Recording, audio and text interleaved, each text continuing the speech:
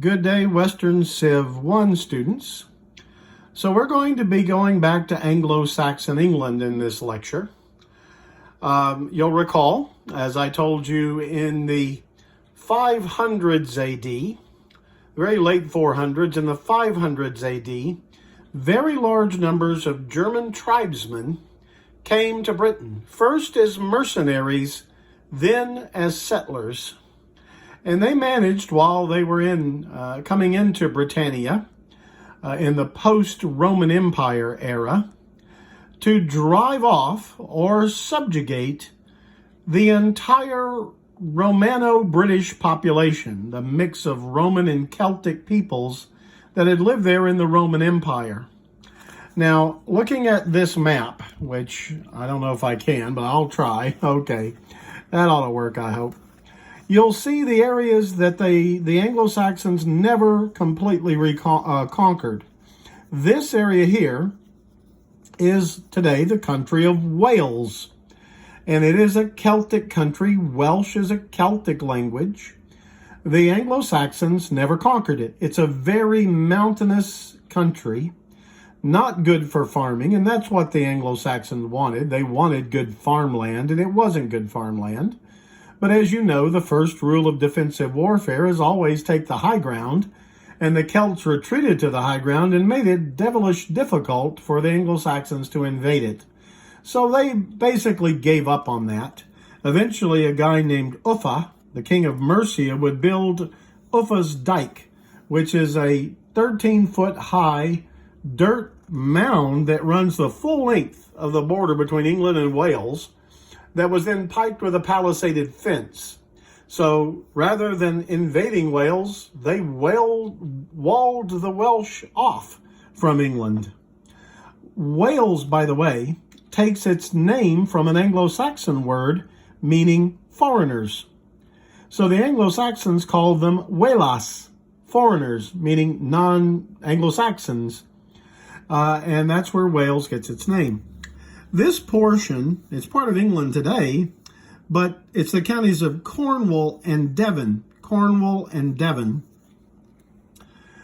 These portions, again, mostly stayed in Celtic hands. The West Saxons would eventually grab this portion, but Devon and Cornwall would stay Celtic. Although eventually the English kings will subjugate them and make them part of England. Now, up in this portion of the island of Great Britain, that's Scotland today, but they weren't Scots living up there then. They were Picts. The Scots would move in later from Ireland. So the Scots originally were from Ireland and moved to Scotland, just like the Anglo-Saxons were originally from Germany and Denmark and Holland and moved to England. Now, this map reflects the middle of the 600s, or the early 600s. This is a period of history that is known as the Heptarchy in English history. Hept, H-E-P-T,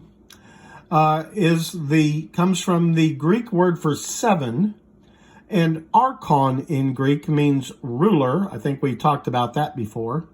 So you can see that at that period in history, England had 7 rulers, 7 kings.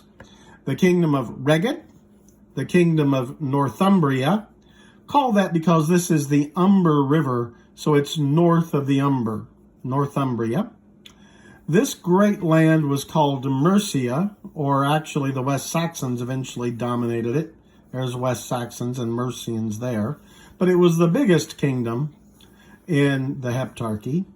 The East Angles, the East Saxons as opposed to the West Saxons, Kent, originally settled by Jutes, and the South Saxons. So the Saxon lands were down here, the Angle lands were up here, and the Jutes, the Isle of Wight and this portion of Kent, are where the Jutes settled according to the Venerable Bede. So what kind of people were these Anglo-Saxons in this period?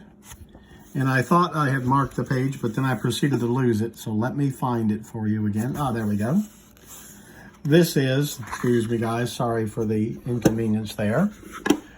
These are representations of Anglo-Saxons. You can see the kind of clothing the men wore. That young man over there on the right, standard Anglo-Saxon dress, a long tunic that came down to about mid-thigh, and then they wore woolen trousers, which were not terribly tight-fitting, but then they used leather straps or cloth straps, that's called cross-gartering, and strapped them to their calves and shins. We don't really know for sure why they did this. Was it just fashion? Was there something practical? Nobody quite knows why the Anglo-Saxons cross-gartered like that, but they did. And you can see there, that's a standard men's fashion, but men also wore cloaks, as the older man in his war attire there is dressed. So he would be wearing the same thing his son is wearing there, but he's also kitted out for the Fyrd. The Fyrd was the Anglo-Saxon military. Now the Fyrd was a militia. These men were farmers most of the time, but their king could call them up for military service, banging a big old gong or something like it in one place, loud enough for all the farms around to hear. And then within an hour, they had to report with all their military gear to the Fyrd's moot point and line up to go fight. Now, this is going to be a problem when the Vikings come, because the Vikings are hit and run specialists. They've got those boats that could slide right up a river, attack a village, attack a monastery, attack a convent. They could be gone in an hour. So having a military that was entirely Minutemen, militiamen, who had an hour even to gather, and then you've got to march to where the Vikings were, usually by the time they got there, there was just a smoking ruin that the Vikings had attacked, and they didn't get to fight the Vikings. We'll talk about how Alfred the Great changes that. But you'll see here, this is the standard gear of an Anglo-Saxon fighting man. You can't quite see it here, but this sword is actually quite short. It was called a saxa, or Saxon knife. The saxa was almost like a Bowie knife, a long knife, blade about 14 or 16 inches long. He also had a spear. It was a spear that could be thrown or could be for stabbing. This man has a helmet, but not all Anglo-Saxons could afford a helmet. They had to buy their own gear.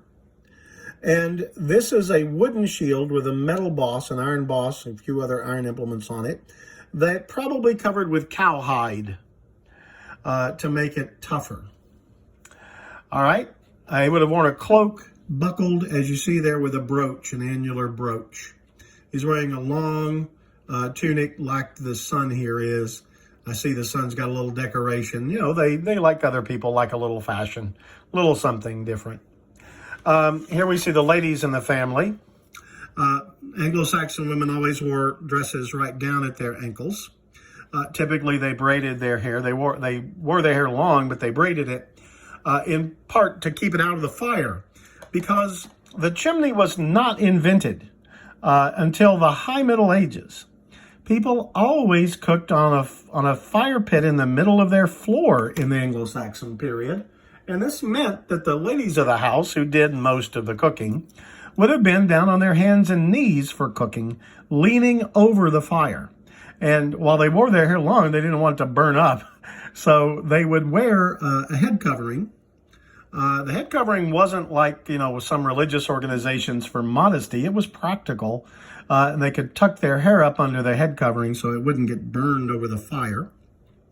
See, the little girl here is wearing clothes very similar to her mother's, except they're a little shorter. Is she killing a cat? Yeah, she's got a cat there. The Anglo-Saxons, like everybody, like cats and dogs. But again, the lady of the house would have had a brooch. The women's brooch is usually clutched right around the throat like that. So that's an Anglo-Saxon family for you there, circa 800 or so AD, about the time the Vikings attacked them. Now, under the Heptarchy, there were 7 small kingdoms. The biggest of them, Mercia, was about a third of modern-day England in size. That is, about 150 by 100 miles across. So by Texas standards, hardly much bigger than the Dallas-Fort Worth area in surface area. Of course, very lightly populated. Less than 3 million people lived in Anglo-Saxon England. So, they were spread out in small villages. Only one city of any size in Anglo-Saxon England, and that was about 30,000 people who lived in London. And the other things that were called cities seldom had more than 1,000 people in them. Village life or scattered farm life was the norm.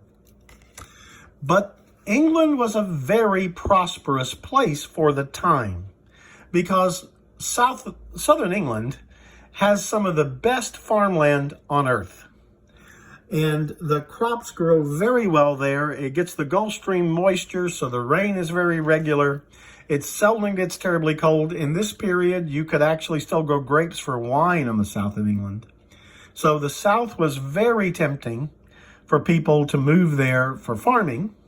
The north, with its vast rolling plains full of heather, was perfect sheep grazing land. And remember, they didn't have cotton. The fabric for almost everybody, it was either flax, but most things people wore wool. I think everything you see this family wearing is wool from sheep. And so the Anglo-Saxons got rich raising sheep in the north and crops in the south. So England was one of the richest places in Europe by 800 AD, thanks to these natural resources. And the religious devotion. As they converted to Christianity, many English men and women wanted to become monks and nuns to dedicate their life to God. And they would move into monasteries and convents. People who weren't monks and nuns would still give generously to the monasteries and convents because they wanted the prayers of the brothers and sisters. And so they would generously support the monasteries and convents. But the monasteries and convents often have beautiful churches with jewels and gold and silver in these churches to glorify God. Well, that's going to make them like banks to a bank robber for the Vikings. They loved monasteries and convents to attack because the churches had riches in them they could carry away, and the people were unarmed. Monks could have a knife for work in the kitchen and the like, but it was a kitchen knife. It wasn't designed to fight Vikings with. Otherwise, they had a pacifist ideology in the monasteries and convents. And so the Vikings quickly learned they're rich places with helpless people who could, if you wanted, be slaughtered with impunity and their stuff taken, or even better, round them up and carry them off as slaves. So the Vikings enslaved thousands of people when they began their attacks in England, sometimes carrying them as far away as North Africa and selling them in Muslim slave markets. They will also begin to attack Ireland shortly after this, Scotland shortly after this. So we'll talk more about the Viking raids in our next lecture. But I wanted to give you a feel for Anglo-Saxon England at its height before the Viking raids. God bless.